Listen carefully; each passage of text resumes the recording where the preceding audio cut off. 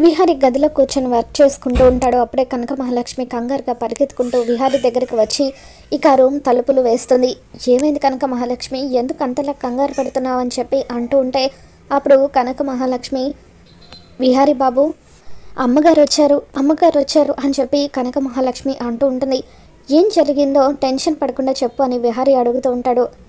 పద్మజాక్షి అమ్మగారు, సరస్వతి అమ్మగారు, సహస్ర అమ్మగారు వీళ్ళంతా కూడా వచ్చారు, బయట హాల్లో కూర్చున్నారు అని చెప్పి కనక మహాలక్ష్మి చెబుతూ ఉంటుంది. ఇక దాంతో విహారీ షాకుతో ఆ గది తలుపులు తెరిచి చూస్తూ ఉంటాడు.